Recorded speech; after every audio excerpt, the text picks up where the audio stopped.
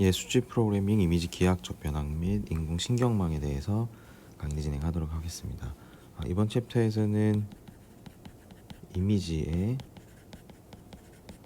기하학적 변환에 대해서 알아볼 건데요. 여기에서 지금 저희가 지금 현재 하고 있는 수치 프로그래밍에 대한 내용이 좀 나오고요.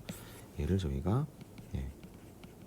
벡터화해서 영상을 처리하는 방법에 대해서 공부하도록 하겠습니다. 이때는 저희가 오픈CV를 좀 사용을 할 거고요. 그다음 두 번째 저희가 인공신경망에 대해서 공부를 하게 될 거예요. 그리고 인공신경망에 대해서 저희가 피드, 포워드에 대해서도 좀 배울 거고, 여기 안에서 사용하는 이제 역전파 알고리즘까지 검토를 쭉 하고 나면 제가 최종 기말고사 대체 과제를 제출할 겁니다. 그래서 이거는 저희가 그 코로나 상황 전까지만 했어도 제가 그 수업에 대한 것들을 2인 1조로 제출하라고 말씀을 드렸는데, 요건 여러분이 선택을 좀 하시면 될 것 같아요. 그래서 기말고사 대체 과제 수준도 조금 평이하게 좀 내렸습니다. 이미 책에 코드가 전부 있고요. 있는 상태고, 그리고 제가 지금 알려드리는 사이트를 통해서 이 내용들에 대한 데이터도 확보할 수 있고, 코드도 이미 확보하실 수 있어요. 그래서 이 내용을 저는 기말고사 대체를 여러분이 이 인공신경망을 실제적으로 한번 파이썬으로 구현해 봤다 라는 걸로 좀 대체하려고 하고요.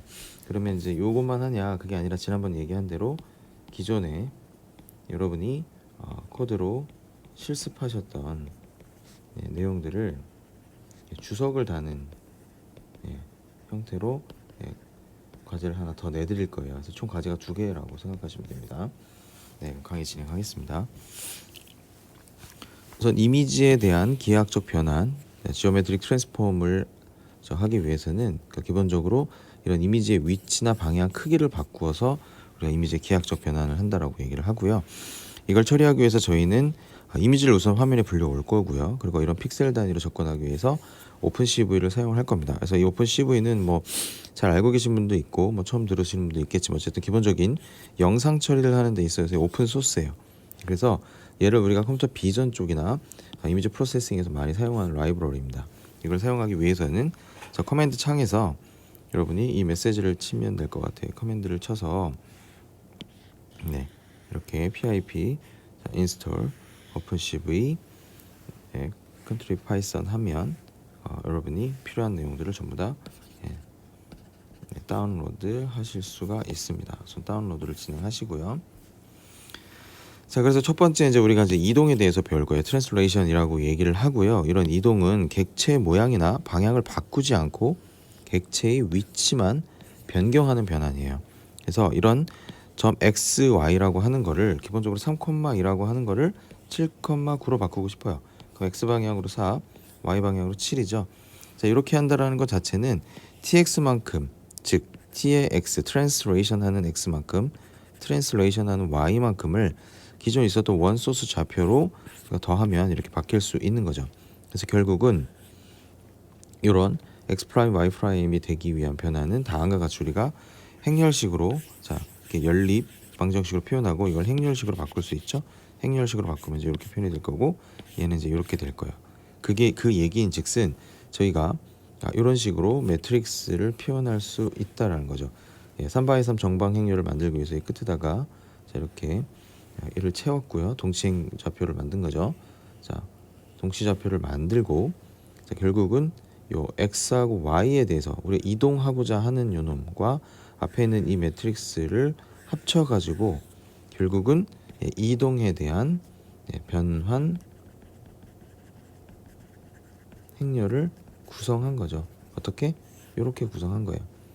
그렇게 하면 원좌표를 집어넣으면 최종적인 우리가 이동을 하고자 하는 타겟 좌표로 값이 나온다라는 겁니다. 그래서 결국은 우리가 여기서 기억해야 될 건 동치 좌표라고 하는 거는 이런 걸 얘기하는 거예요. 그렇죠?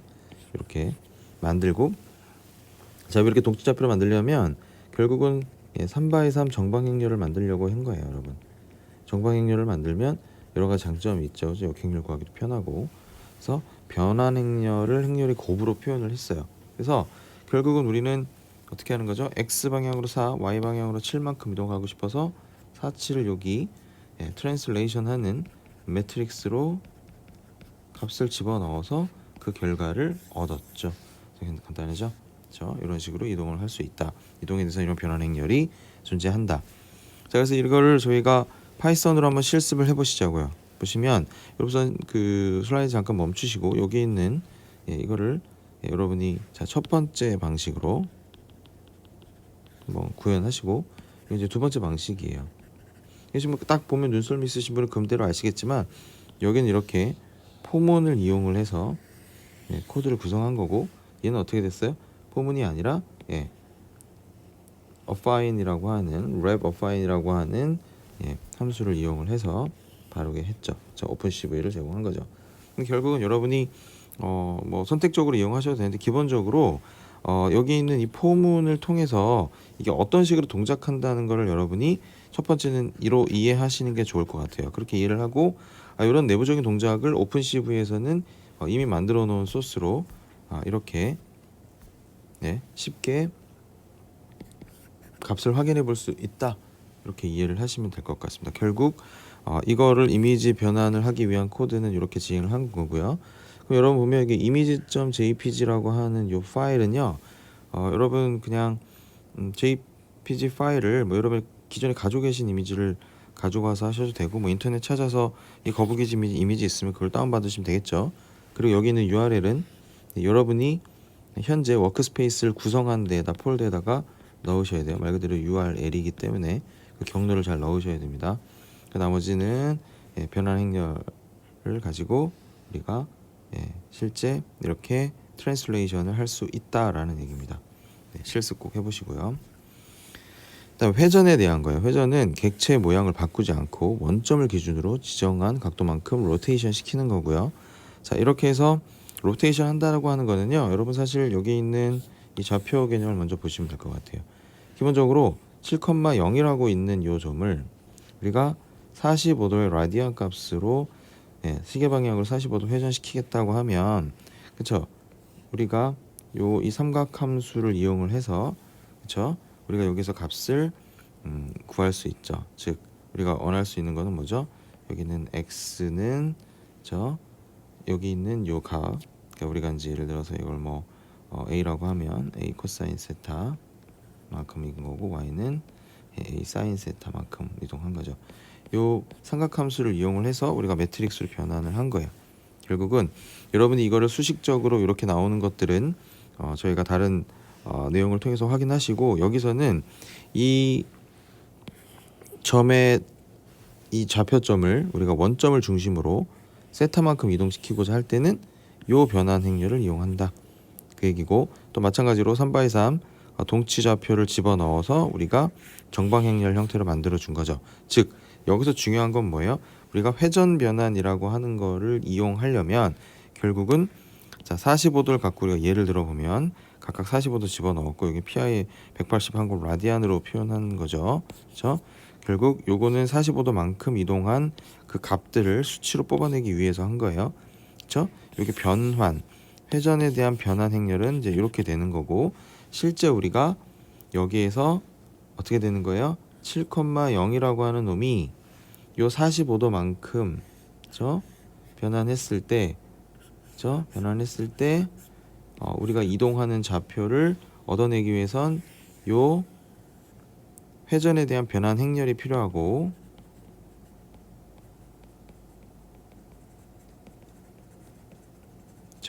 이게 이제 소스죠. 소스 좌표고 그거에 대한 타겟은 요 놈의 행렬의 곱에 의해서 만들어진다라는 걸로 여러분 이해를 하시면 되겠습니다. 어렵지 않습니다. 그래서 이것도 회전 변환을 가지고 우리가 적용을 하면 모든 픽셀이 원점의 중심으로 반시계 방향으로 회전하는 걸 알 수 있어요. 원점을 중심으로 시계 방향으로 회전하는 거고. 자, 그래서 백워드 매핑, 뭐 포워드 매핑이라는 얘기가 나오는데요. 저희는 기본적으로 백워드 매핑을 사용을 했고요.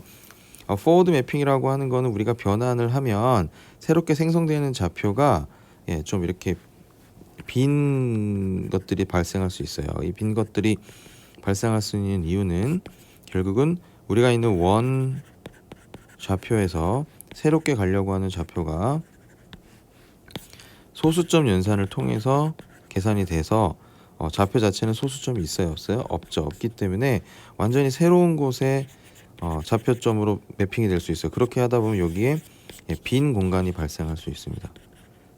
그래서 결국은 백워드 매핑이라고 하는 건 내가 구하고자 하고 하는 아웃풋 쪽의 좌표를 어디서 원 소스에서 가지고 오는 개념이 백워드 매핑이에요. 요거는 나중에 여러분 뭐 영상 처리 수업을 들으신 분은 이 내용을 좀 이해하실 수 있겠죠. 제가 조금 더 자세하게 설명하는 건 영상 처리 수업을 통해서 여러분이 확인하시면 좋을 것 같고, 여기서는 기본적으로 백워드 매핑이라고 하는 놈을 이용을 해서 변환 행렬을 제가 적용을 했습니다. 그래서 그거에 대한 파이썬 코드는 이거고요. 여러분이 슬라이드 멈추시고 실습을 좀 하시면 좋겠습니다. 뭐 계속 말씀드리지만 제가 이렇게 집어넣은 덤프에서 넣은 코드들은 전부 여러분이 과제로 제출하셔야 된다는 걸 기억하시면 좋을 것 같습니다. 그러니까 두 번째는 자, 기본적으로 우리가 원점이 아닌 이미지의 중심 좌표를 통해서 회전하고 싶어요. 자, 그럴 경우에는 우리가 이제 여기 있는 센터를 기준으로 하는 형태로 우리가 변환 행렬을 만들면 되고요. 여기서 꼭 중요한 건 뭐겠어요? 이 센터 좌표는 어떻게 했어요?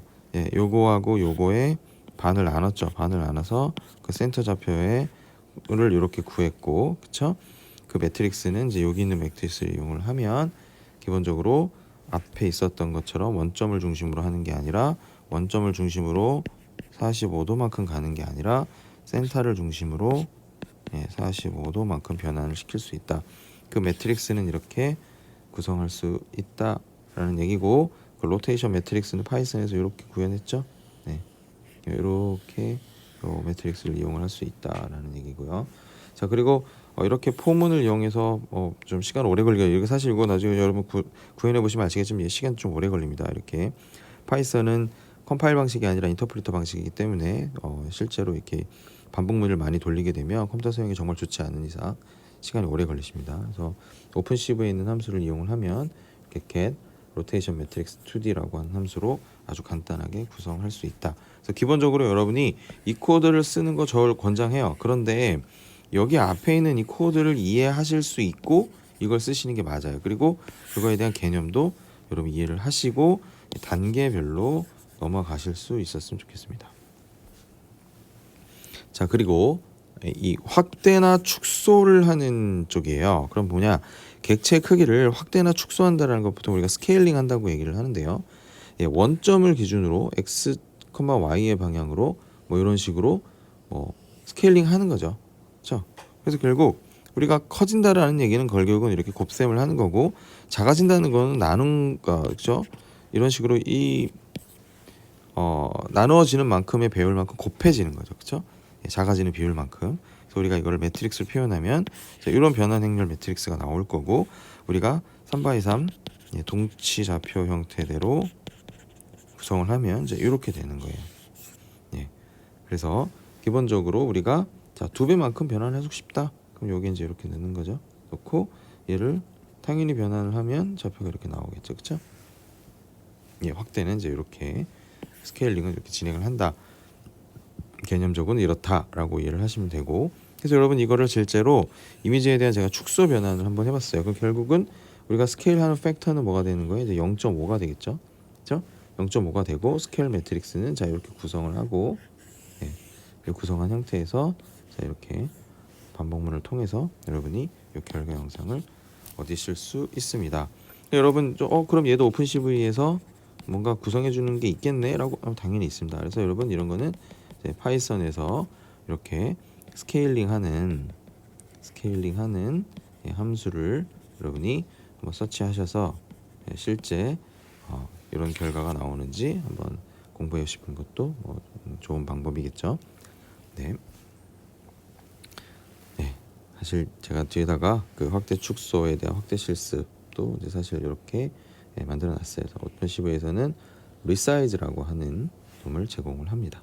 네, 굉장히 간단하죠. 근데 이제 여러분 처음부터 이렇게만 공부를 하시면 뭐 그냥 이렇게 하면 되네라고만 아시는 거지, 실제적으로 요 안에 어떤 방식으로 구성이 되고 그거에 대한 개념이 어떤 건지를 여러분이 좀 놓치고 가시는 거예요. 그래서 그런 거를 놓치지 않으려면 저희 이 수치 프로그래밍 쪽에서 확인하고 싶은 거는 결국은 파이썬으로 이런 수학적인 내용들을 여러분이 이해하시고 뒤에 있는 것들을 조금 더 디테일한 코드로도 구성해 보고 걔를 이렇게 간단하게 사용할 수 있게끔, 이게 이제 세 가지가 다 완벽하게 여러분이 한번 검토가 된다면, 자, 이렇게 단순하게 코드를 짜도 이 안에선 이런 내용이 있겠구나라고 이해하실 수가 있는 거예요.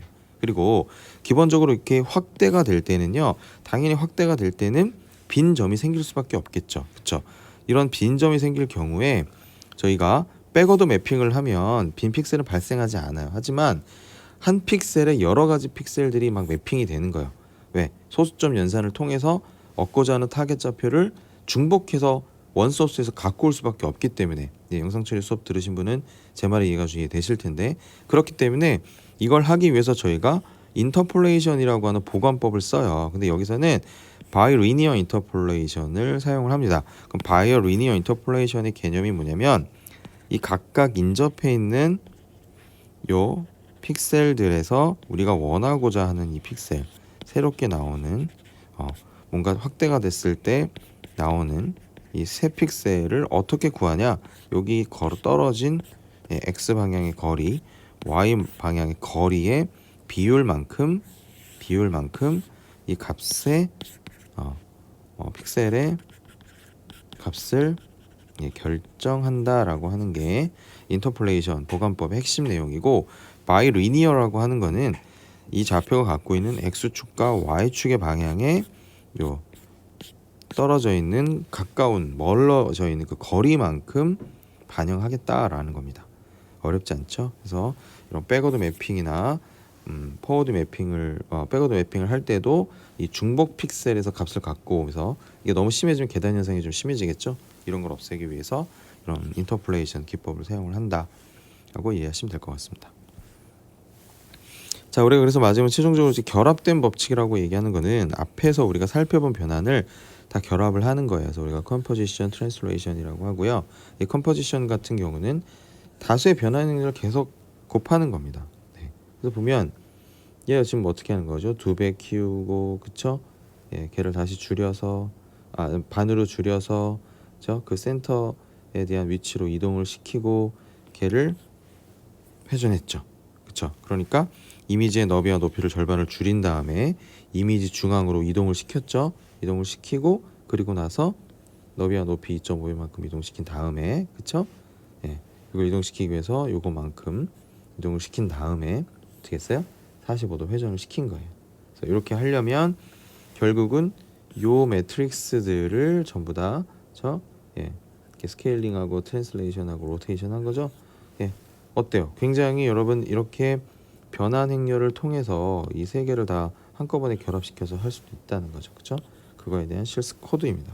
그래서 각각 스케일 매트릭스, 트랜슬레이션 매트릭스, 그렇죠? 그걸 통해서 실제로 이 값들을 어떻게 하죠? 로테이션 매트릭스까지 해서 한 번에 다 처리할 수 있다. 그래서 이걸 우리가 결합된 형태의 변환이라고 얘기를 합니다.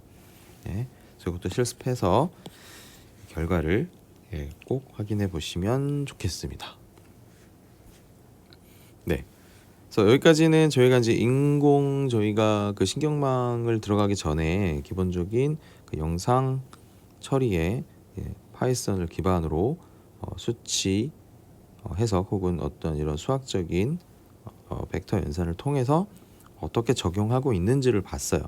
그리고 이제 제가 이 과목에서 마지막으로 다루고자 하는 이 인공신경망에 대해서 설명을 하겠습니다. 그래서 여러분이 그러니까 휴먼과에서 사실 휴먼 지능정보 쪽에서 가장 중요하게 생각하는 이런 인공지능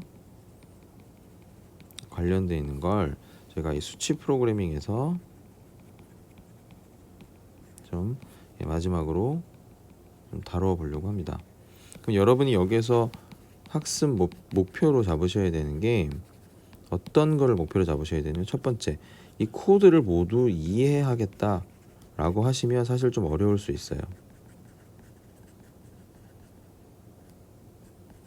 그렇게 이해하시기보다는 저희가 좀 중점적으로 해야 되는 건 이 개념적으로 여러분이 먼저 이해를 했으면 좋겠어요. 개념적으로 이해하시고 이 안에 있는 이 파이썬 코드를 여러분이 자세하게 좀 분석을 좀 하시고 그런 분석을 통해서 좀 이해가 되시면 그걸 가지고 실제 실습을 통해서 여러분 걸로 체득하시길 바랍니다. 네, 그런 과정으로 우리가 이 수업을 제가 진행을 해보도록 하겠습니다. 우선 이 인공신경망이라고 하는 거는요, 기본적으로 우리가 Artificial Neural Network이라고 얘기를 하는데, 이 생물학적인 신경망의 구조와 기능을 좀 소프트웨어에 모방한 걸 저희가 인공지능이라고 얘기를 해요. 그러면 이 생물학적인 기본적인 신경망의 기본 단위를 우리가 뉴런이라고 얘기를 하고요. 내 속의 신경망이 이 각각 있는 이 뉴런들이 수백만 개가 상호 연결돼서 망을 구성하고 있고요. 자, 이를 모방해서 뉴런 역할을 하는 아티피셜 뉴런을 서로 연결을 해서 만든 게 인공신경망이에요. 그럼 진짜로 무슨 뭐 물리적으로 뭔가 막 선이 연결돼 있냐 뭐 이런 얘기가 아니고, 소프트웨어 프로그래밍상 안에서 이렇게 개념화했다는 거죠, 그렇죠? 소프트웨어로 개념화했다라는 얘기입니다. 그래서 이 생물학적 뉴런은 시냅스라고 하는, 그렇죠? 시냅스라고 하는 거에 의해서 이웃의 다른 뉴런들하고 다 이렇게 시냅스를 통해서 이렇게 연결되어 있어요. 그렇죠? 그래서 이런 일정 강도 이상의 화학적 또는 전기적인 신호가 입력이 되면 이 뉴런이라고 하는 게 액티베이션이 되는 거예요. 그렇죠? 활성화가 돼서 연결되어 있는 이쪽의 뉴런들한테 신호를 다 전달을 하는 겁니다. 네. 이게 저희 뇌 구조인데, 이 뇌 구조를 개념적으로 그대로 모방을 해서 각각 입력받은 신호가 이 안에 있는 액티베이션이라고 하는, 그렇죠? 활성화 될 수 있는 그런 펑션을 통해서 이쪽으로 전달을 하는 겁니다. 그렇죠? 그래서 우리가 보통 이런 인공 뉴런도 이웃의 다른 뉴런과 연결되어 있고요. 인공 뉴런 사이의 연결마다 저희가 가중치를 연결되어 있는 것마다 가중치를 부여하게 되어 있습니다. 그래서 인공 뉴런으로의 입력에 가중치를 곱하여 모두 더한 결과가 일정한 크기 이상이면 이웃의 다른 인공 뉴런에 의미 있는 값을 전달을 합니다. 이렇게 전달을 하는 거예요. 전달을 하는 거고, 그래서 이웃 뉴런에게 값을 전달할지 여부를 결정하는 것을 우리가 이런 비선형 함수로 되어 있는 것을 액티베이션 펑션이라고 얘기해서 굉장히 중요한 얘기예요. 이거를 여러분이 조금 더 내용을 디테일하게 보고 싶으시면 제가 여기 사이트 가서 좀 내용을 좀 들여다보시면 좋을 것 같아요. 그 사이트에서 우리가 가져온 그림인데, 결국 Artificial Neural Network ANN이라고 하는 건 사람의 뇌나 신경망에서 영감을 얻어서 통계학적으로 학습을 할 수 있는 알고리즘을 우리가 모델화한 거예요. 그래서 다수의 펍세트론을 중첩으로 엮어서 구성한 다층 펍세트론 모델이라고 얘기를 한다. 우리가 그래서 영상 안에서 이런 신호들, 피처들을 뽑아서 학습을 하면 이걸 우리가 보행하고 있는 사람이다, 이렇게 알려줄 수 있다는 거죠. 알려준다는 건 시스템을 통해서 아웃풋이 나온다는 거죠. 그죠? 결국 이 아웃풋을 내기 위해서 이 각각에 있는 특징들, 뭐 키, 뭐 색깔, 뭐 어쩌고저쩌고 이런 것들을 하나로 모아서 여기서 액티베이션 함수를 통해서 결과를 내올 수 있게끔 하겠다라는 거예요. 그렇죠? 사실 개념적으로는 여러분이 많이 들어보셨고, 그럼 얘네들이 어떻게 될 거냐? 그럼 여기서 중요한 키워드를 여러분이 아셔야 돼요. 입력, 가중치, 액티베이션 펑션. 이게 중요한 키워드인 거예요. 자, 그 키워드를 잘 기억하시고 다음 장으로 넘어가겠습니다. 그래서 이런 인공 뉴런이라고 하는 거, 이런 인공신경망의 기본 단위는 인공 뉴런으로 구성이 돼 있고 우리가 얘를 노드라고도 불러요. 인공지능에서 노드라고 얘기하면 이거는 뭐다? 인공 뉴런이구나 라고 생각하면 되고요. 결국 노드를 인공 뉴런과 같은 의미로 사용을 한다라는 걸 이해하시면 됩니다. 그래서 이런 노드는 인접한 노드로부터 입력을 받아서 처리한 후 결과를 다른 노드에게 전달하는 역할을 합니다. 그래서 인접한 노드들로부터 주어지는 입력의 중요도에 따라서 가중치가 부여된다. 가중치고 입력인 거죠, 그렇죠? 그러니까 인공 뉴런이라고 보시면 되고, 이거는 우리가 노드라고 표현을 하고 각각은 요 가중치라고 얘기를 합니다. 그래서 예를 들어서 옆에 그림이 두 개의 입력을 받는 노드가 있는 거고요, 그렇죠? 두 개의 입력받는 노드가 있는 거고, 이 x1과 x2를 입력을 받으며 각 입력에는 이렇게 w1과 w2라고 하는 가중치가 있죠, 그죠? 그런 가중치가 있고, 추가적으로 가중치 b를 갖는 입력이 1이 있다 이렇게 되는 게, 이거 뭐냐면 우리가 편향이라고 얘기를 해서 바이어스라고 얘기를 합니다. 그렇죠? 이 바이어스라고 하는 거는 결국은 여기 이 뭔가 이 입력들이 모아지고 있는 그렇죠? 결국 여기 레벨이 한층 더 높은 쪽에 인공 노드로 신호를 보낼 때 가중치와 그렇죠? 이 1이라고 하는 그렇죠? 바이어스, 이것도 가중치입니다. 이걸 통해서 우리가 어떤 결과를 얻을 수 있게끔 한다는 거고, 노드의 출력은 다음 같은 식으로 저희가 정리할 수 있어요. 함수 f라고 하는 건 앞서 말씀하신 대로 여기 있어요. f라고 하는 거는 액티베이션 함수예요. 그 액티베이션 함수만 있는 게 아니라 여기도 있죠. 요거는 뭐겠어요? 결국은 앞에 있었던 가중치하고 그쵸? 입력, 또 가중치하고 입력, 거기에 b라고 하는 바이어스를 누가 감싸요? 이 액티베이션 함수가 감싸서 결과를 내주게 한다. 사실 이게 핵심이죠. 그래서 실세계의 데이터는 비선형이기 때문에 이를 학습하기 위해서는 당연히 우리가 비선형 함수가 필요한 거예요. 그렇죠? 그리고 입력의 가중치를 곱한 후 모든 더한 결과에 활성 함수를 적용하여 결국은 이 노드의 출력이 결정이 됩니다. 그래서 이런 활성화 함수가 다음 노드에 전달할 값의 크기를 결정하는 거죠. 그렇죠? 특정 함수가 다음 노드에 전달 값의 크기를 결정할 수밖에 없어요. 그래서 모든 활성화 함수는 하나의 숫자를 입력을 받아서 그렇죠? 정의된 수학적 연산에 따라 결과를 내놓습니다. 그래서 여기서 활성화 함수는 시그모이드라고 하는 걸 사용을 하고요. 시그모이드는 입력에 따라서 0 혹은 1의 사이의 숫자를 출력하는 형태를 우리가 시그모이드 함수라고 얘기를 합니다. 그래서 보면 레이어에 대해서도 저희가 얘기를 해야 돼요. 레이어는 보통 이게 입력, 히든, 출력으로 나눠서 얘기를 많이 합니다. 자, 그럼 입력단과 출력단이고 입력과 출력을 컨트롤하는 히든이 있는 거죠. 그래서 레이어는 모든 노드들을 당연히 포함을 하고요. 서로 다른 특성을 갖는 레이어를 연결하여 뭘 구성을 해요? 신경망을 구성한다는 거예요. 그래서 보통 세 가지 타입의 빠졌네요. 레이어로 구성이 되고요. 입력 레이어는 이 목적 자체는 뭐라고요? 신경망을 통해서 학습시킬 대상을 설명하는 특징을 입력받는 겁니다. 신경망을 통해서 학습시킬 대상을 설명하는 특징을 입력받는 거. 여기서 이렇게 입력받는 거예요. 그렇죠? 그리고 이제 뭐 나중에 여러분 그 기말고사 쪽 그 최종 그 대체 과제가 이 붓꽃의 종 품종을 분류하는 코드를 돌려보는 건데요. 여기 보면 뭐 붓꽃, 뭐 붓꽃 자체, 꽃잎, 저 꽃받침, 그렇죠? 예, 그다음 폭과 길이 뭐 이런 식으로 붓꽃에 이런 식의 특징이 있는 거예요, 그렇죠? 그럼 어떻게 했어요? 여기 아까도 그 꽃받침 있고, 그렇죠? 네, 꽃잎하고 꽃받침, 폭과 길이가 있으니까 총 4개죠, 그렇죠? 예, 바이어스는 나중에 이제 하나 들어올 거고요. 그러면 이제 이런 식으로 결국은 입력 레이어를 구성하는 노드의 개수는 대상을 설명하는 특징하고 일치해야 되겠죠. 사실 이거 중요한 얘기예요.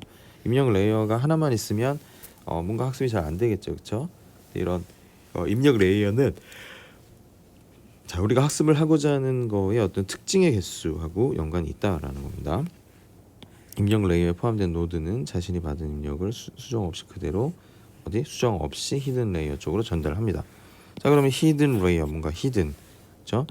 뭔가 중요한가 봐요. 숨기네요, 그렇죠? 그래서 뭐 신경망의 외부와 연결이 안 되어 있는, 외부하고 연결이 안 돼 있고 입력 레이어로부터 받은 데이터를 가지고 처리를 한 다음에 출력적으로 전달해 주는 거예요. 자, 신경망은 다른 레이어와 달리 하나 이상의 히든 레이어를 가질 수가 있어요. 예. 히든 레이어를 여기만 있는 게 아니라 여기도 하나 더 있고 여기도 또 있을 수 있다. 히든 레이어를 몇 개 구성할 수 있느냐, 이것도 되게 중요한 얘기가 되는 겁니다. 자, 출력 레이어는 히든 레이어로부터 값을 전달받아서 신경망에 주어진 입력에 대한 출력을 내보내는 역할을 하고요. 이 신경망의 출력과 주어진 기대 출력인 라벨과의 차이를 측정해서 가중치를 조정할 때 사용한다. 그렇죠? 이게 사실은 출력 레이어에서 한 거를 이제 역전시키는 거예요. 그래서 이걸 역전파 알고리즘이라고 하는데요. 뒤에 자세하게 다룰 거예요. 그래서 출력과 주어진 기대 출력의 라벨과의 차이를 측정해서 이 전체 신경망의 가중치를 조정하는 데 사용하는 걸 역전파 알고리즘이라고 얘기합니다. 그래서 이 붓꽃의 분류에서도 입력으로 주어진 특성에 대해 기대되는 이 붓꽃 품종이 이제 라벨로 주어지게끔 되어 있습니다. 자, 이게 점점 이제 저희가 지금 디테일하게 얘기를 드릴 거고요. 여기서 여러분이 이해하셔야 되는 거는 레이어라고 하는 거는 이제 요 층을 얘기를 한다. 그렇죠? 레이어 1, 레이어 2, 레이어 3 이런 식으로 얘기를 한다. 각각은 입력, 이거는 노드들이고, 그렇죠? 노드들이고, 입력 레이어는 결국 이런 특징들을 전달해주는 입력층인 거고, 히든 레이어는 이 안에서 출력하고 입력하는 것들에 연결이 되어 있는 거죠, 그렇죠? 네. 출력은 전체적인 거를 어떤 입력에 대해서 출력을 내놓을 때 쓰는 그런 층이고요. 레이어에 대한 설명을 저희가 했고요. 자, 여기서 말하는 액티베이션 함수라고 하는 것 자체는 아까 시그모이드 형태라고 얘기를 했고요. 자, F 펑션이라고 했죠. 자, 합성 함수는 노드로부터 들어오는 입력의 가중치의 합이 일정 값 이상일 경우에 노드의 출력 상태를 변경을 하는 거예요. 네. 그래서 여기서 우리가 다루는 거는 시그모이드를 쓰고 있다. 그래서 입력의 가중치, 입력한 것들의 가중치의 합이 일정한 값 이상이다. 그럼 출력 상태, 노드의 출력 상태를 띡 하고 올려주는 거죠, 그렇죠? 그래서 활성화 함수로는 비선형 함수를 사용을 해요. 비선형을 쓰고 제가 인경신경망의 레이어를 쌓는다는 의미이기 때문에, 그리고 이런 함수를 선형으로 사용을 하면은 이 신경망의 레이어를 늘려도 결국 하나의 레이어로 구성하는 거하고 차이가 없습니다. 그래서 신경망의 출력이 입력의 상수의 배가 되기 때문에 저희는 기본적으로 이 시그모이드 함수를 사용을 합니다. 그래서 입력 x가 변할 때, 자, 시그모이드 함수의 출력이 어떻게 변하는지 그래프를 본 거죠. 그럼 x가 0보다 커지면, 자, x가 0보다 커지면 함수의 출력이 서서히 0에서 1로 바뀌는 거고, 시그모이드 함수 출력 fx가 결국은 0에서 1까지의 값을 가질 수 있다라는 거죠. 그렇죠? 0 아니면 1인 거죠. 이렇게 갔다가 그래서 어느 시점이 되면 이제 1로 가는 거죠. 이런 액티베이션 함수로,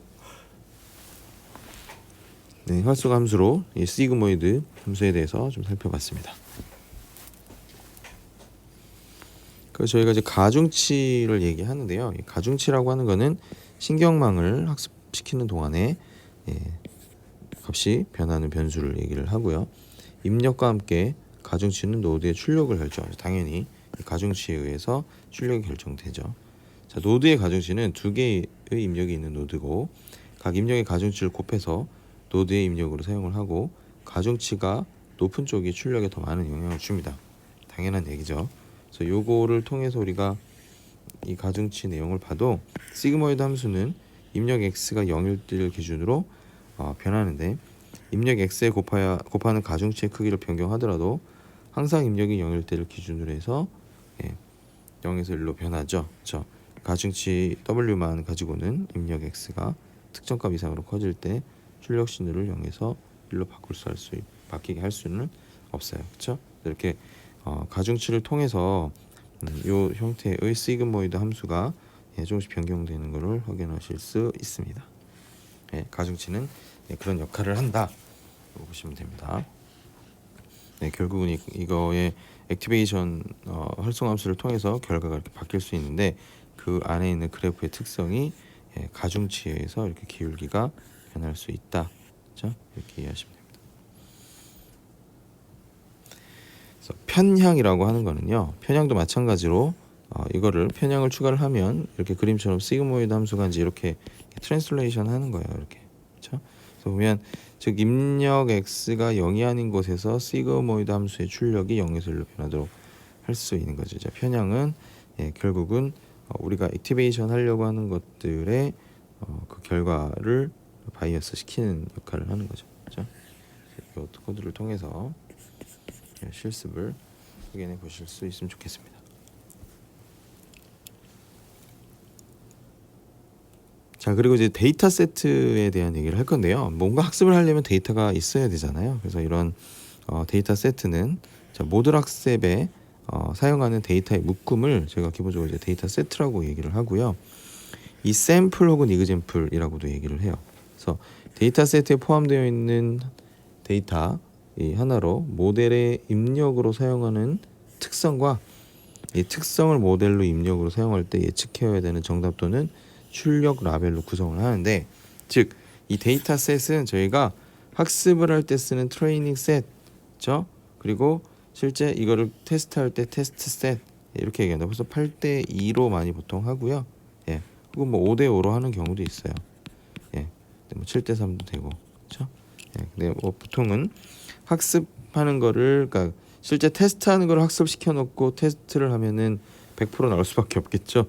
그러니까 그렇게 하면 안 되고, 전체 데이터셋이 있으면 그 중에 학습하는 데는 80%만 쓰고, 그렇죠? 그리고 나머지 20은 완전히 테스트할 때 사용하는 거죠. 그리고 이 밸리데이션이라고 하는 것 자체는 트레이닝이 있는 데이터를 가지고 검증할 수 있어야 됩니다. 이거 중요한 얘기예요. 그래서 학습 데이터, 테스터 데이터, 검증 데이터로 세분화시키고, 이 데이터 세트 중에 가장 모델 학습에 사용되는 부분, 모델 학습에 사용하는 그런 부분을 우리가 실제 우리가 학습 데이터 셋이라고 얘기를 하고요. 이 모델의 파라미터, 신경망 경우에는 가중치, 그렇죠? 이런 파라미터를 조정하기 위해서 학습되는 동안에 사용되죠. 그리고 테스터 데이터는 데이터 세트 중에 학습이 완료됐을 때 모델을 테스트하기 위해서 사용하는 부분 집합을 얘기하고, 자, 모델을 학습할 때는 이거를 쓰지 않게끔 조심해야 되는 거예요. 그렇죠? 예, 이거는 마찬가지로 어떤 모델을 선택을 할지 지금 굉장히 많은 회사들에서 검토를 하고 있고 인공지능 쪽으로 많이 하고 있는 상황이죠. 네.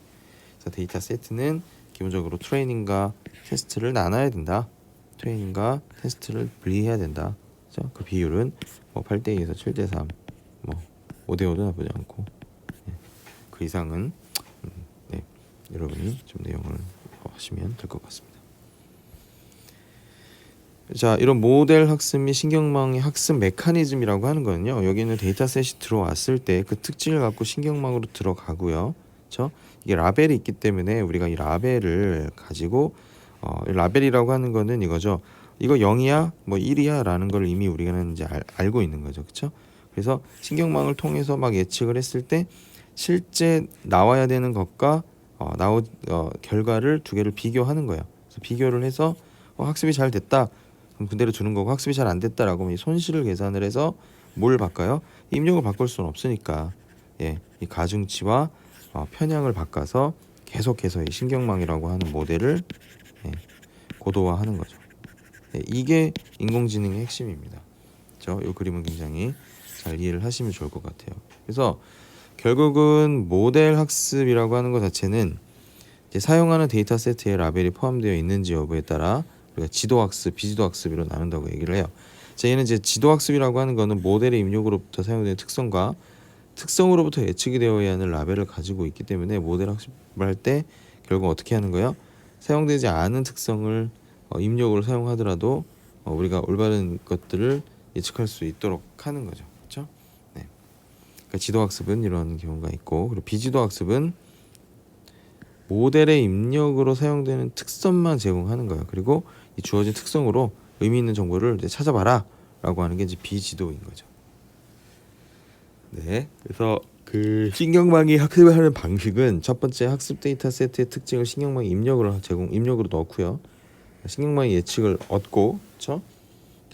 예측과 학습 데이터 세트 라벨 차이의 손실을 계산을 하고 결국 이걸 기반으로 가중치와 편향을 업데이트합니다.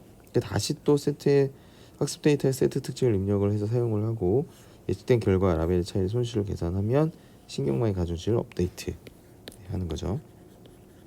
그리고 이렇게 특징을 입력을 받아서 사용하여 얻은 결과가 즉 그 라벨과의 차이를 가지고 우리가 가중치를 조정하는 것을 반복하는데 결국 우리가 뭘 얘기를 하면 이제 이걸 학습이라고 얘기를 해요.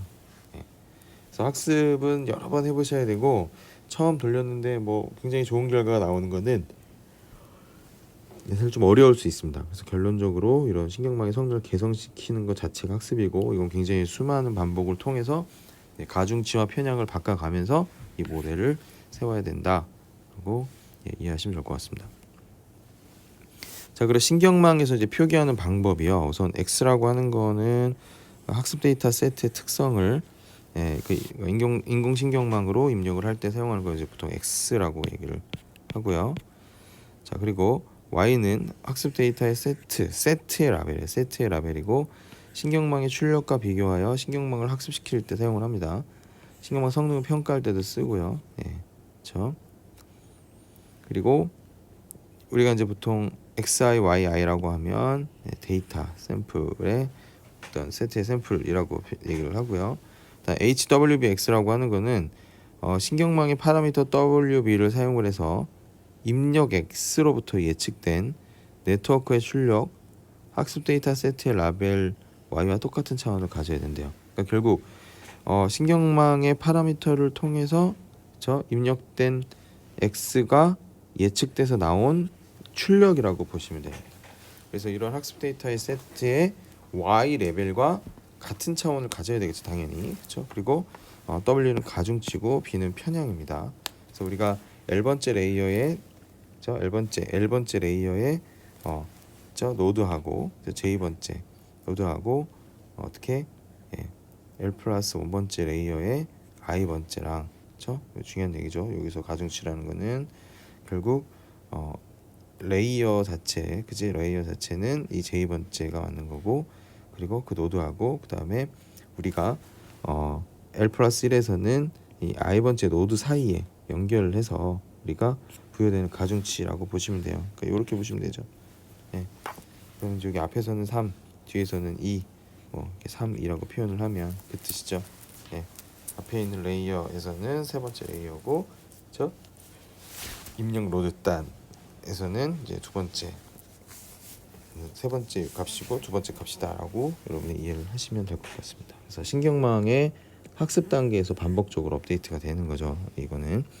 그러니까 편향 같은 경우도 L 플러스 1번째 레이어의 I번째와 L번째 레이어에 있는 편향 노드 사이에 연결 부여해야 되는 가중치입니다. 그렇죠? 우리가 이런 식으로 표현을 하죠. B3, 1. 그렇죠? 그리고 편향은 활성함수가 포함되어 있는 편향은 편성함수가 포함되어 있어서 그래서 사실 이건 노드는 아니고 편향이라고 하는 것 자체는 여기서 값을 집어넣는 거죠. 그렇죠? 그래서 이제 우리가 I번째 레이어에 I번째 노드를 출력을 한다라고 보통 표현을 하면 여기서 보면 어떻게 돼 있죠? A3이다. 그렇죠? A3이고 두 번째 레이어죠. A3의 두 번째 레이어는 어떻게 되는 거예요? 결국 얘는 활성함수가 있고 그 웨이트, 그렇죠? 유놈, 편향까지 해서, 그렇죠? 여기 있는 B3, 1 그리고 가중치 33, X3, 32의 X2, 31의 X1이 이쪽으로 계산이 돼서 나오는 식이 이렇게 되는 거죠, 그렇죠? 그리고 이 활성 함수는 시그모이드고, 그렇죠? G라고 하는 거는 이 I번째 레이어에서 노드 입력의 가중치를 곱하는 모두 더한 거, 그렇죠? 즉 G라고 하는 거는 액티베이션 말 들어가기 전을 얘기하는 거예요. 이렇게 얘를 G라고 얘기하고, 그럼 G를 액티베이션 펑션으로 감싼 게 이제 이렇게 되는 거죠. 이렇게 이 개념을 잘 이해를 하시면 좋을 것 같습니다. 이거 신경망에 대한 표기법 얘기를 했고요. 자, 인공신경망에서 제일 이제 처음 이제 여러분이 개념화해야 되는 게 이 feed forward라고 하는 거예요. feed forward는 뭐냐면 학습 데이터 세트의 특성과 신경망의 노드 간의 연결에 부여되는 가중치를 사용을 해서 이 신경망의 출력을 계산하는 과정을 얘기하는 거예요. feed forward 느낌이 뭐죠? 이렇게 앞으로 간다라는 거죠, 그죠? 요게 이렇게 해서 이렇게 간다라는 얘기입니다. 이 뒤로 오는 건 back propagation 알고리즘이라 그래서 이거는 이제 역전파. 이거는 이제 뒤에서 또 배울 거예요. 그럼 feed forward 하려면 결국은 두 번째 레벨에 있는 요 놈을 구하려면 이 각각 웨이트들과 곱해서 그렇죠? 액티베이션 펑션을 통해 나온 게 이렇게 있을 거고요. 마찬가지로 요 놈도 요 식에 의해서 구해질 거고 요 놈도 요 식에 의해서 구해지겠죠. 그렇죠? 그럼 얘네들은 이제 바이어스들이니까 B 바이어스이죠. 그렇죠? 자, 결국은 그럼 우리가 알 수 있는 게 요 가중치 A31, 그러니까 세 번째 레벨의 요 놈은 결국은 이 가중치와 편향에 의해서 만들어진 거고 걔는 각각 이렇게 되는 거죠. 요 놈은 또 이제 이 웨이트가 다시 또 이렇게 있는 거죠. 이 웨이트들이 있는 거고, 여기 웨이트 바이어스니까 요 놈은 앞서 계속 이렇게 다 살펴봤던 거죠, 그렇죠? 앞에 웨이트에서 다 곱해져서 더해지는 거고 편향까지 해서 결국 이 출력이라고 하는 건 이렇게 되는 거죠. 결국 피드포워드 방식이라는 거는 입력 레이어의 노드에서 전달받은 값과 입력 레이어의 노드와 히든 레이어의 노드 사이에서 부여된 가중치를 곱한 후에 편향을 포함해서 모두 더해서 나와서 어디에 활성화하면서 입력으로 넣어서 출력을 얻는 걸 우리가 피드포워드라고 해요. 이거 정말 중요한 얘기입니다. 그래서 이걸 정리하면 A1, A2, A3 레벨 각각 두 번째 레이어에 있는 놈들은 이제 이렇게 표현이 되고 최종 출력 값은 이렇게 표현이 되는 거예요. 네, 이거 잘 기억을 해주시고요. 그래서 우리가 이제 아까 전에 얘기한 대로 여기다가 G라고 하는 개념을 포함하면 G는 뭐였어요? 우리가 액티베이션 씌워지기 전이라고 얘기했죠. 이렇게. 그렇죠? 그리고 얘를 우리가 G로 표현을 하면 이 G는 각각 앞에 있는 액티베이션 펑션을 이렇게 감쌀 수가 있어요. 요걸 통해서 우리가 확인한 거예요. 그러면 이 feed forward 식의 행렬을 적용해 보는 거예요. 그래서 numpy 배열을 사용할 거고 효율적으로 계산하기 위한 거예요. 그래서 입력 레이어의 노드의 출력으로 보면 다음과 같이 계산할 수 있는 거예요. 우리가 나타낼 수 있는데 각각 A1, A2, A3 레벨 1에 있는 놈들을 표현하면 이렇게 될 거고, 그렇죠? 이걸 히든 레이의 노드 입력을 다음과 같이 행렬로 바꾸면 Z는 이제 이렇게 되는 거고, 그렇죠? Z는 이제 이런 식으로 되는 거죠. 맞아요? 그럼 Z라고 하는 거는 W 가중치하고 입력단에 있는 노드들, 그쵸? 1, 2, 3 다 있는 거고 거기에 편향으로 우리가 표시할 수 있고 여기에 활성함수를 딱 적용을 하면, 그쵸? 그럼 결국 우리가 얻고자 하는 최종 결과가 되는 겁니다. 그쵸? 그래서 이 출력 레이어라고 하는 것 자체를 우리가 노드 입력과 같이 행렬을 바꿔버린 거죠. 그쵸? 출력 레이어를 바꾸면 결론적으로는 A3라고 하는 거는 G3F가 되는 겁니다. 그렇죠? 그래서 각각 우리가 이 식을 일반화하게 되면은 결국은 A의 첫 번째 레이어는 다 X라고 놓고 보면 Z2는 A 첫 번째 있는 거의 가중치와 그 첫 번째 레이어의 편향을 한 거고 그거에 G의 액티베이션을 하면 두 번째 레벨의 A가 되는 거고, 그렇죠? 그 두 번째 레이어의 가중치와 편향을 더해서 Z3를 구하면 거기에 우리가 액티베이션을 시키면 A 세 번째 레이어의 최종 출력이 되는 거죠. 이렇게 이해를 하시면 돼요. 그래서 이걸 일반화하면 결국은 그렇죠? G로 표현을 하면 각각 하위 단위에 있는 레벨을 하는 거고, 그렇죠? 그 G에 대한 레벨을 통해서 우리가 액티베이션 하면 최종 결과를 얻을 수 있다라고 이렇게 개념화해서 알 수 있는 거죠. 즉 feed forward는 각각의 가중치와 편향과 액티베이션이 곱해서 더해진다. 그 레벨을 통해서 전달이 된다. 계속 앞으로 전달이 된다. 해서 feed forward라고 얘기를 합니다. 그래서 우리가 아까 간단하게 가중치를 통해서 액티베이션하고 가중치를 통해서 우리가 feed forward를 numpy로 만들어 봤어요. 그래서 feed forward를 이 코드를 한번 실습을 해보시고 이 가중치와 편향 행렬은 이렇게 표현한 거죠. 그렇죠? 레벨 1 있을 때하고 레벨 2 레이어 2 있을 때 아까 이렇게 표현되는 거 앞에서 다뤄봤고요.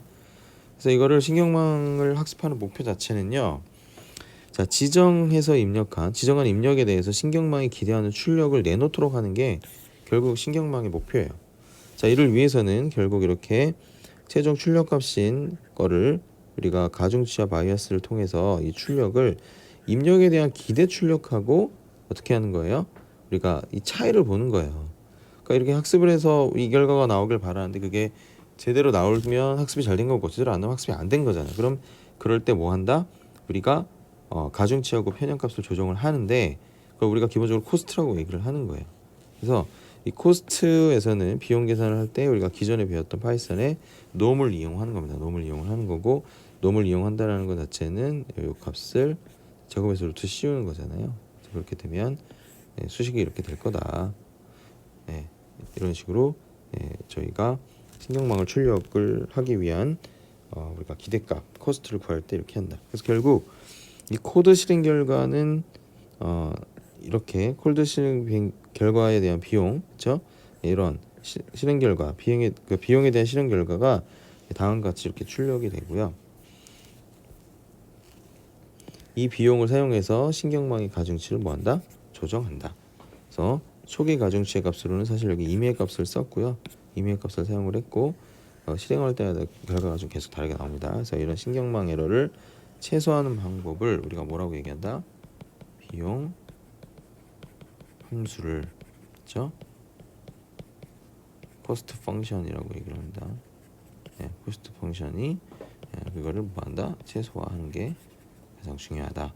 이렇게 이해를 하시면 될 것 같습니다. 자, 그리고 이제 경사하강법이라고 하는 게 뭐냐면 이 gradient descent라고 해서 우리가 함수의 최소값을 찾는 거예요. 그리고 이 최소값이라고 하는 건 여러분들이 뭐 대충 이해하시겠지만 이 에러가 그러니까 코스트, 그 에러가 최소화되는 방향으로 이 가중치를 조정하기 위해서 이 그레디언트 그 디센트를 이용을 해요. 그래서 결국은 이게 뭐냐면 이 기울기를 구하고 현재 위치에서 기울기를 빼서 위치가 계속 함수의 최소값에 있는 방향으로 이동하게끔 하는 거예요. 그래서 이 과정을 반복을 해서 함수의 최소값을 만족하는 함수의 입력값을 찾을 수 있고요. 이 학습 데이터의 세트의 특성을 신경망의 입력으로 사용을 해서 원하는 출력인 학습 데이터의 라벨을 얻을 수 있으려면 이 신경망의 출력과 정답으로 주어진 라벨 간의 차이를 어떻게 해야 돼요? 줄여야 되는 거예요. 그래서 이걸 우리가 보통 신경망의 에러라고 얘기를 합니다.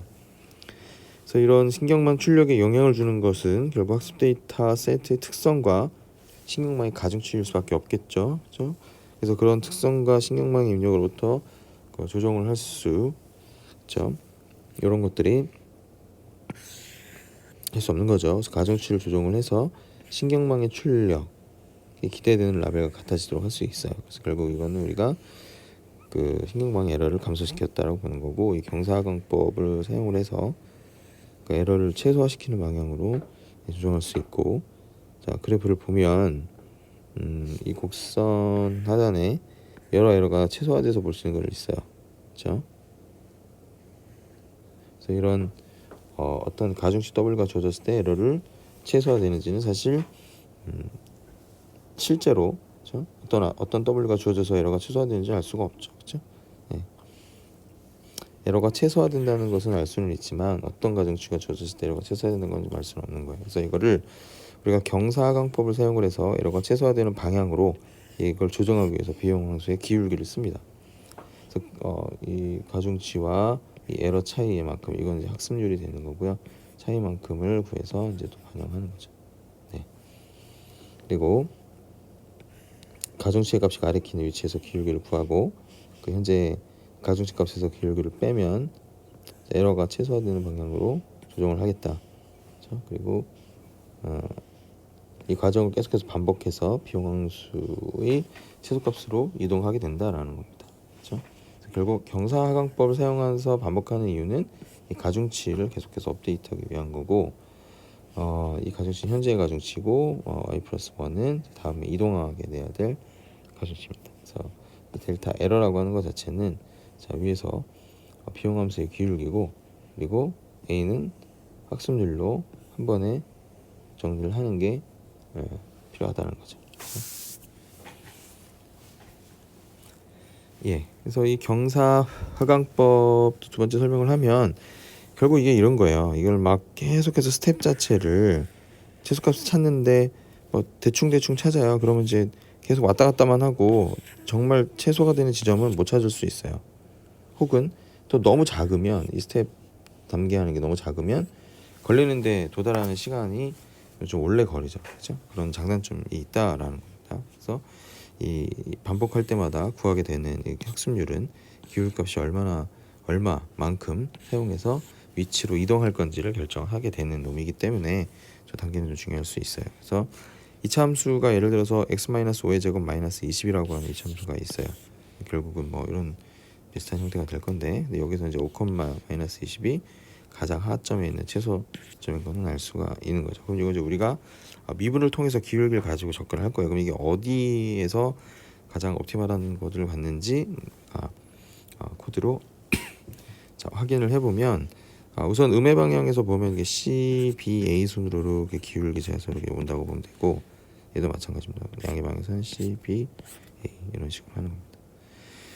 그래서 최소값에 가까워질수록 그죠? 반복시마다 스택 크기가 점점 작아지는 걸 볼 수 있어요. 이게 이제 스텝 사이즈인데, 이게 처음에는 반복하는 게 이렇게 했을 때는 스텝 사이즈가 컸다가 점점 줄어들죠. 0에 수렴을 하죠.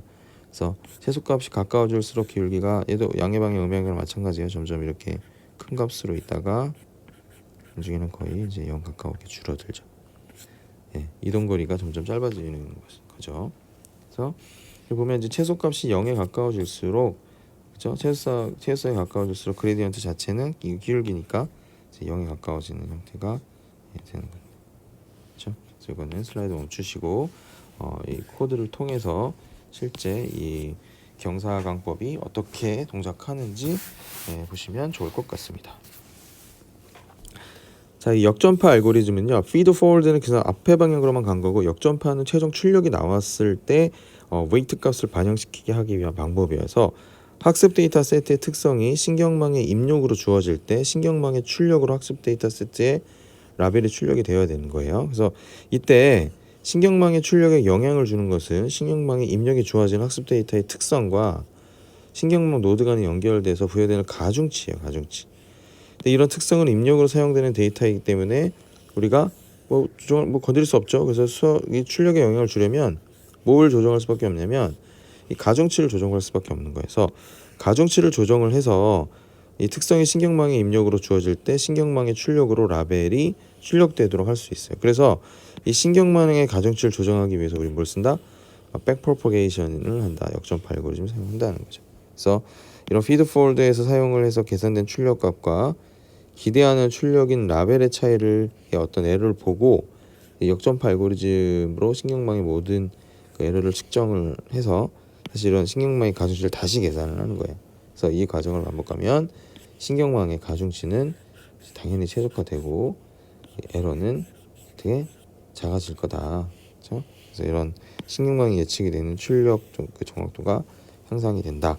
그래서 이런 신경망의 입력으로 이런 m개 샘플이 구성된 학습 데이터 세트가 주어졌을 때 역전파 알고리즘을 사용해서 학습시키는 방법을 보면 이렇게 입력이 있어요. 그래서 입력에 대해서 우리가 비용함수는 이제 이 출력과 학습돼서 난 거 사이에 우리가 그 놈값을 구한다고 했죠. 그게 결국은 이거에 대한 비용함수라고 아까 앞서 말씀을 드렸어요. 그래서 이런 m개 샘플로 구성된 학습 데이터의 세트에 대해서 비용함수를 이제 이 웨이트, 바이어스 각각 입력값을 통해서 이렇게 구하죠. 그렇죠?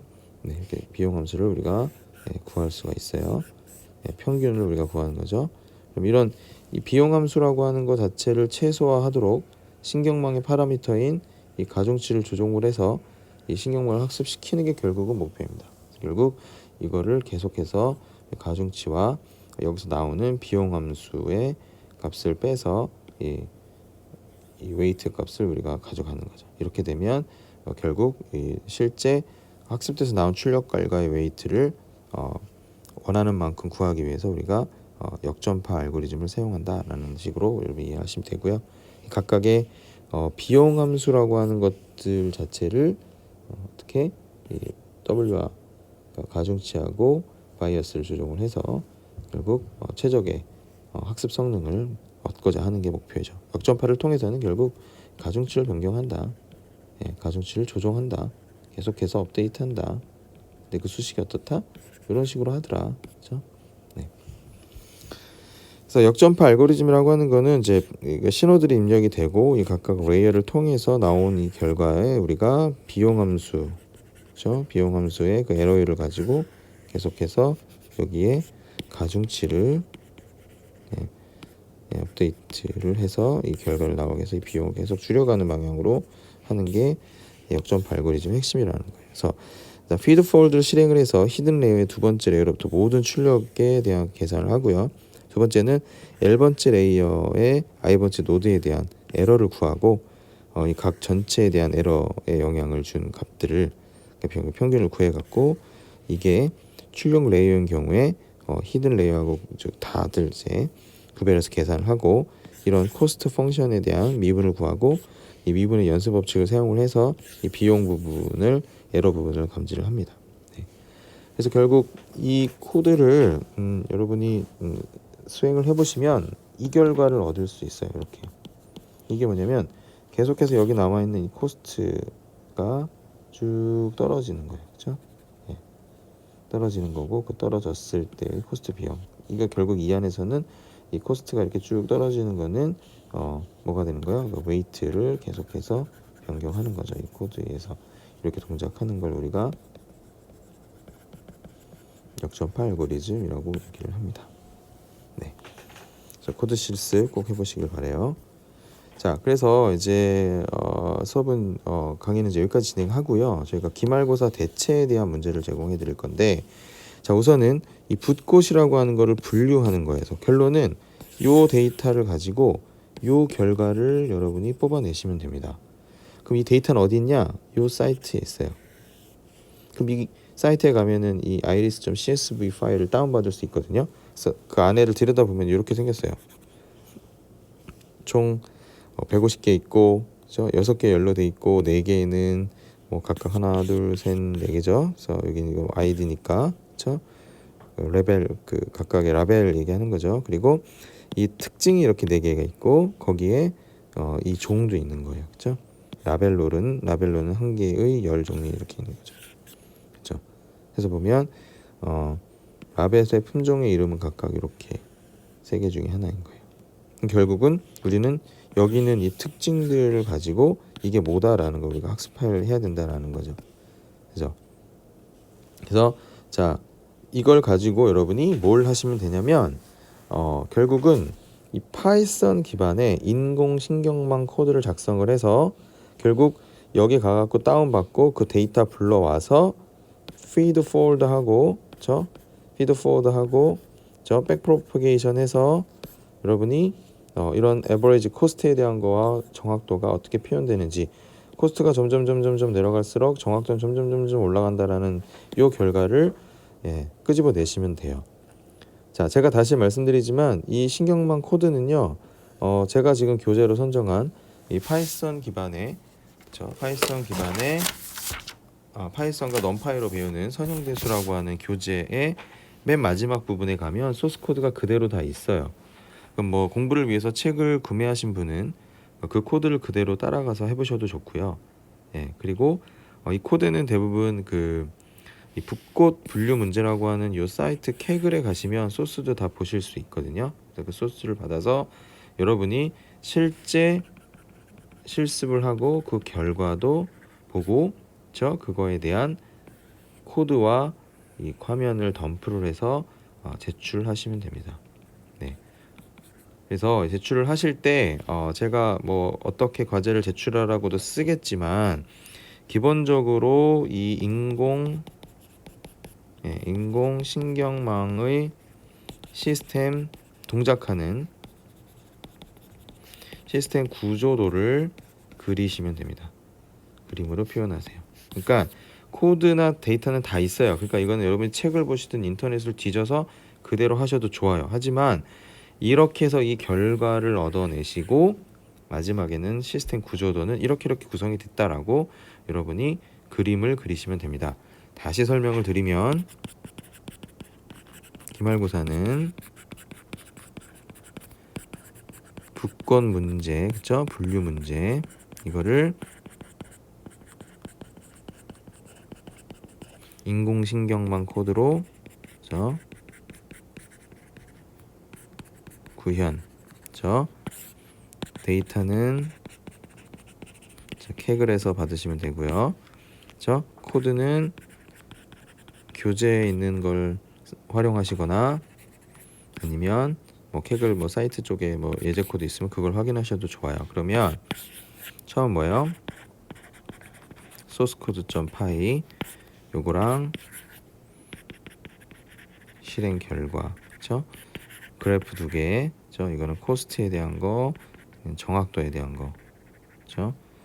그리고 이것도 이제 줄로도 막 나올 거예요. 정확도 뭐 이렇게 해가지고 예, 텍스트로도 출력 결과가 나올 거예요. 첫 번째 소스 코드, 두 번째 실행 결과, 세 번째 인공신경망 구조도 해서 그림을 그리세요. 예. 뭐 이런 식으로 해서 여기 입력되는 게 무슨 데이터는 뭐다, 데이터는 뭐고 여기 안에 웨이트 값들이 어떤 의미를 갖고 여기에 출력이 어떻게 해서 이게 전체가 구성이 됐다 라는 형태로 여러분이 이 그림을 그려서 설명, 예, 간단 설명이요. 간단 설명을 해서 제출을 하시면 됩니다. 네, 그래서 여러분이 이렇게 해서 기말고사 대체 과제를 제출하시고요. 제가 지금 뭐 조금 여러 가지 생각들 하는데 이게 뭐 그렇게 가서 코드만 구하고 집어넣으면 쉬운 문제일 수도 있고 아니면 여러분이 내용을 잘 모르시면 좀 어려울 수도 있기 때문에 제가 앞서 말씀드린 거에 주석다는 문제는 내지 않을게요, 여러분. 제가 뭐 강의를 조금 늦게 올린 또 제 잘못도 있고 해서 기말고사 대체는 요 하나로 예, 예, 제가 채점을 하도록 하겠습니다. 그럼 여러분들한테 변별력을 제가 가지려면 여기 부분까지는 이미 코드들이 다 있기 때문에 요 두 개는 하시기가 편할 거예요. 하지만 이 세 번째는 여러분이 직접 해서 제출하셔야 되잖아요. 그러면 저는 이 인공신경망 구조도를 여러분이 설명하고 그림을 그린 거를 그거에 대한 완성도를 보고 제가 여러분들 채점을 하겠습니다. 자, 다시 말씀드리면 과제는 요거 하나로 제가 마무리 지을 거예요. 원래는 저는 두 개 내려고 했는데 앞서 강의 시작할 때 두 개 내겠다라고 했는데 제가 뭐 아예 자녀 출산 문제로 좀 강의를 한 3, 4일 정도 계속 좀 한 주 정도 딜레이 돼서 올렸잖아요. 그래서 그거에 대한 좀 죄송함도 있고 그리고 여러분이 이 코드를 인공신경망을 잘 구현해서 제출하는 것도 굉장히 중요하기 때문에 자, 요 두 부분에 대해서는 여러분이 실습하시고 이 구조도를 여러분이 좀 신경을 좀 쓰셔서 신경을 좀 써주세요. 예. 예. 예. 요거는 다 여러분이 이미 있기 때문에 가져다 쓰시기 편하잖아요. 그렇죠? 근데 요거는 여러분이 구조도에 대해서는 여러분이 각각 코드 구현한 걸 가지고 완성을 하셔서 간단한 설명까지 해서 제출하시면 좋을 것 같습니다. 그리고 이거는 여러분들 분들 뭐 이 포트폴리오 지금 구성하고 계신지 모르겠는데 이 과제는 여러분이 이렇게 인공지능으로 이런 걸 해봤다라고 집어넣기 굉장히 좀 좋겠죠. 네, 거기에도 활용하실 수 있으면 좋겠습니다. 네, 이렇게 해서 이번 학기 그 수치 프로그래밍 수업을 좀 마무리하도록 하겠습니다. 지금 코로나 때문에 여러분 얼굴도 제대로 보지 못하고 거의 1년 동안 온라인 수업을 하고 있는데 좀 얼굴 보면서 여러분들 하나하나씩 더 가르쳐드리고 싶은 그거를 온라인으로 해보려고 하니까 좀 잘 안 돼서 좀 많이 아쉽고 좀 안타까운 부분들이 좀 있어요. 그래서 여러분들 이 수업 통해서 궁금하신 거나 더 알고 싶으신 내용 있으시면 언제든 이메일이든 전화 주시고 찾아오셨으면 좋겠습니다. 그래서 이번 학기 수업 듣느라고 굉장히 고생 많으셨고요. 그리고 제가 그 외부 업체들 인턴이나 그 실제 그 취업 쪽 관련돼 있는 업체들 좀 연결을 좀 많이 해줄 수 있는 상황이거든요. 그래서 개인적으로 공부하시다가 본인 취업이나 진로에 좀 여러 가지 고민이 있으신 분들은 제게 이메일이든 아니면 연락처를 주시고 찾아오시면 여러분들 좌 포지셔닝 및 진로 상담하는데 좀 도움을 드릴 수 있을 것 같아요. 그래서 실제로 이 수업을 듣고 있는 학생들 중에도 제가 몇 분들은 뭐 NC소프트 AI 랩이라든가 아니면 엘라스틱서치 파트너사라든가 혹은 또 그 이외에 뭐 포트폴리오를 기반으로 뭐 경진대회에 나가는 것들을 좀 검토해 드린다든가 뭐 소프트웨어 등록이나 특허 같은 거 작성하는 거 도와드리고 있어요. 그러니까 좀 어려워하지 마시고 메일이든 전화 주셔서 그런 상담을 좀 받으셔가지고 여러분들 진로에 좀 조금이나마 도움이 되셨으면 좋겠습니다. 그래서 마지막으로 이번 학기 너무 고생 많으셨고 앞으로 공부하시는데 계속해서 발전하셔서 좋은 직장 구하실 수 있길 바라겠습니다. 한 학기 동안 고생 많으셨습니다.